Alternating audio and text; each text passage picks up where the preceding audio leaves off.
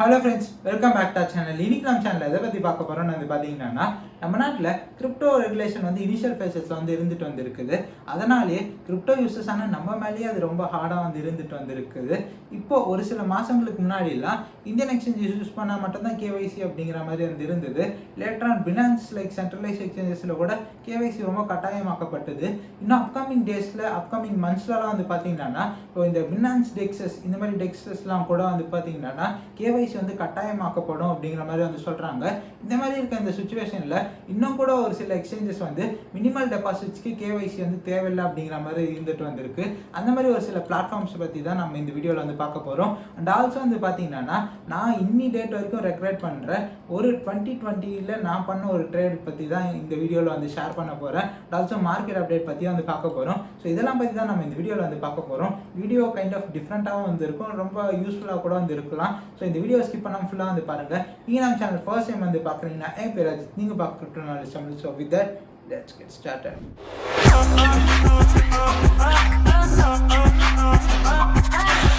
Okay guys, இப்போ நம்ம வீடியோக்குள்ள போகலாம். ஸோ இந்த வீடியோவில் இன்ட்ரோவில் சொன்ன மாதிரி தான் ஃபர்ஸ்ட் எந்த எக்ஸ்சேஞ்சஸ்லாம் KYC பண்ணாமல் யூஸ் பண்ணலாம், என்னோட ஒரு பாஸ்ட் ஒரு விஷயம் ஷேர் பண்ண போகிறேன். அண்ட் தேர்ட் திங் பார்த்தீங்கன்னா மார்க்கெட் அப்டேட் பற்றி பார்க்க போகிறோம். ஓகேங்களா, எந்த எக்ஸ்சேஞ்சஸ்லாம் KYC எல்லாம் யூஸ் பண்ணலாம். பைபிட்டும் பொலோனிக்ஸும் ஒரு டாப் டயர் எக்ஸ்சேஞ்சு, நான் ப்ரிஃபர் பண்ணக்கூடிய எக்ஸ்சேஞ்சு. அதில் நீங்கள் KYC பண்ணாமல் ஒரு சர்டைன் அமௌண்ட் வரைக்கும் யூஸ் பண்ணலாம். ஸோ பொலோனிக்ஸில் பார்த்தீங்கன்னா ஒரு சில இன்ட்ரெஸ்டிங்கான ஃபீச்சர்ஸ் இருக்குது. அண்ட் பைபிட்லேயும் ஆப்வியஸாக இருக்குது. அதெல்லாம் பற்றி டிஸ்கஸ் பண்ண போகிறோம். ஓகேங்களா, ஸோ ஃபர்ஸ்ட் ஆஃப் ஆல் மார்க்கெட்டோட overview. So bitcoin $31,500 and ethereum $2,000 கிட்ட இருக்குது. இன்னும் அப்கமிங் டேஸில் பம்ப் ஆகுமா? ஆல்ரெடி கொஞ்சம் பம்ப்ட் அப்பாக இருக்குது. அண்ட் பிட்காயின் டாமினன்ஸ்லாம் எந்த அளவுக்கு இருக்குது, ஆல்ஸ் இன்னமும் சஃபர் ஆகுமா, இதை பற்றியும் சின்னதாக டிஸ்கஸ் பண்ணுவோம். ஓகேங்களா, ஸோ ஃபர்ஸ்ட் ஆஃப் ஆல் இந்த பொலோனிக்ஸ் பார்த்தீங்கன்னா ட்ரான் ஃபவுண்டேஷன் கூட கைண்ட் ஆஃப் லிங்க்டாக இருக்க ஒரு எக்ஸ்சேஞ்சு 2015-16 இருக்குது. நானுமே பர்சனலாக பார்த்தீங்கன்னா 2020 இந்த எக்ஸ்சேஞ்ச் யூஸ் பண்ணி இருக்கிறேன். ஸோ அதனால தான் இந்த எக்ஸ்சேஞ்ச் சூஸ் பண்ணது. அண்ட் எவ்வளோ அமௌண்ட் வரைக்கும் இது KYC பண்ணாமல் யூஸ் பண்ணலான்னு பார்த்தீங்கன்னா $10,000 வரைக்கும் நீங்கள் KYC பண்ணாமல் டெபாசிட் அண்ட் விட்ராயல் பண்ணிக்கலாம். ஜஸ்ட் உங்களோட மெயில் கனெக்டடாக வச்சு நான் ஏன் இந்த வீடியோ பண்ணிகிட்ருக்கேன், மேபி கவர்மெண்ட் டேக்ஸஸ் நம்ம எவேட் பண்ணுறதுக்காக பண்ணுறேன்னா, மணி லாண்ட்ரிங்க்கு நான் ஹெல்ப் பண்ணுறேன்னா, இந்த மாதிரிலாம் விஷயங்கள் மேபி நீங்கள் உங்களுக்கு தோணலாம். அதெல்லாம் கிடையாதுங்க. ஜஸ்ட் இந்த 10,000 இது ஒரு யூஸ்ஃபுல்லான ஒரு இன்ஃபர்மேஷனாக இருக்கும் அப்படிங்கிறத ஷேர் பண்ணுறேன். அண்ட் ஆல்சோ $10,000 வரைக்கும் தான் KYC இல்லை, அதுக்கு மேலே கண்டிப்பாக கட்டாயமாக KYC உண்டு. ஸோ அதனால் $10,000 மட்டும் தனியாக வச்சுட்டு நம்ம எதுவும் பெருசாக கவர்மெண்ட் அகெயின்ஸ்டாக செயல்பட போகிறது இல்லை. ஜஸ்ட்டு சில பேருக்கு பயம்லாம் இருக்கும் இல்லையா, அவங்களோட போர்ட்ஃபோலியோ ரொம்ப சின்னதாக தான் இருக்கும். நீங்கள் மேபி ஒரு 1 lakh கிலலாம் வச்சுருக்கீங்கன்னா பெருசாக நீங்கள் டேக்ஸ் ஃபைல் பண்ணுற அவசியமே இருக்காது உங்களோட கிரிப்டோ போர்ட்ஃபோலியோ அவ்வளோதான் இருந்தால்.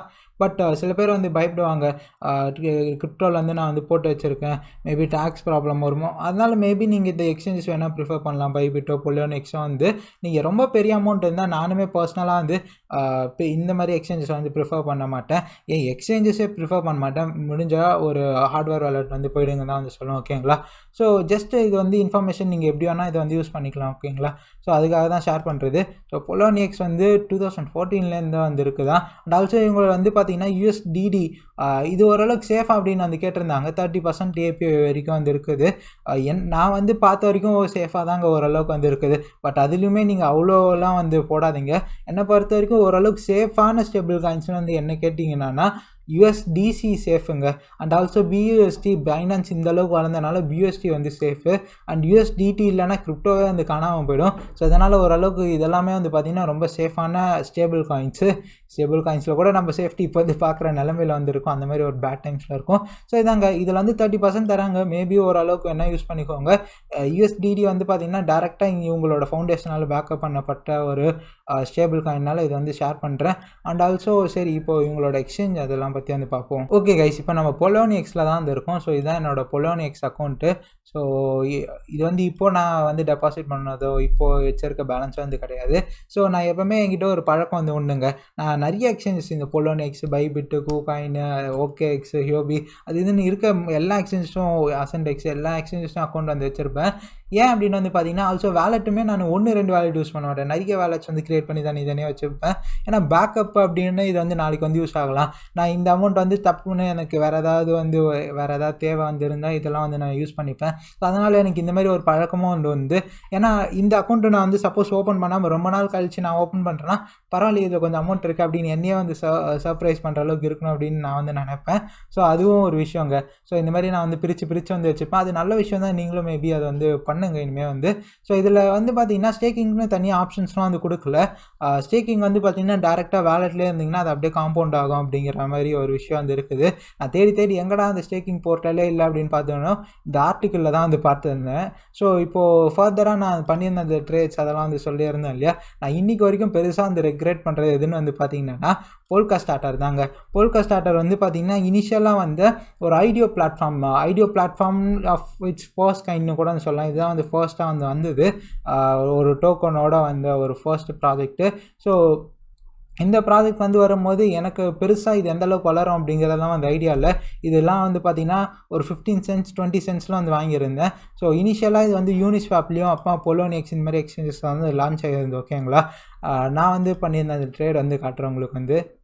ஸோ போல்ஸ் மை ட்ரேட்ஸ் வந்து போய்க்கிறேன். ஸோ இதுதாங்க நான் பண்ணியிருந்த ட்ரேட்ஸ்லாம். ஸோ 60 சென்ட்டில் அரௌண்ட் $1 மேலெலாம் அந்த லிஸ்ட்டே இருந்து நான் 60 சென்ட்டில் கொஞ்சம் வந்து வாங்கியிருந்தேன் ஒரு $200. அப்போ இது எனக்கு ரொம்ப ரொம்ப ரொம்ப ரொம்ப பெரிய அமௌண்ட்டு. ஸோ என்கிட்ட இந்த பாதி போர்ட்ஃபோலியோ கால்வாசி போர்ட்ஃபோலியோ நான் வந்து போட்டிருந்தேன். அதுக்கப்புறமா மறுபடியும் வந்து செல் பண்ணிவிட்டேன். எனக்கு இன்னும் கீழே போகும் அப்படின்னு தோணுனால இப்போது இருக்க அளவுக்கு ஓரளவுக்கு கூட எனக்கு ஓரளவுக்கு தான் நாலேஜ் அப்படிங்கிற வந்து இருந்தது.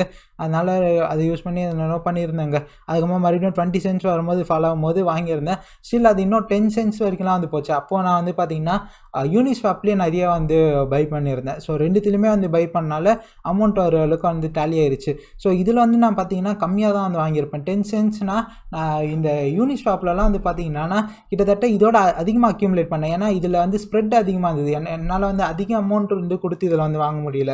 ஏன் அப்படின்னு வந்து பார்த்திங்கன்னா ஒரு 10 சென்ட்ஸ்லனா 10 சென்ட்ஸ்லேயே வாங்க முடியல. 15 சென்ட்ஸ் 20 சென்ட்ஸ் வரைக்கும் போயிருந்தனால யூனிஸ்வாப்லேயே வந்து பார்த்திங்கன்னா ஒரு 10,000 போல்ஸ் கிட்ட வந்து வாங்கியிருந்தாங்க. ஒரு 13-14 சென்ட் இருக்கும்போது போல்ஸோட டாப்பில் வந்து விற்றுருக்கணும். பட் நான் வந்து பார்த்திங்கன்னா ஒரு 2 to 3x ஆசைப்பட்டு ஒரு 40-50 சென்ட்லேயும் வந்து விற்றுருந்தேன்.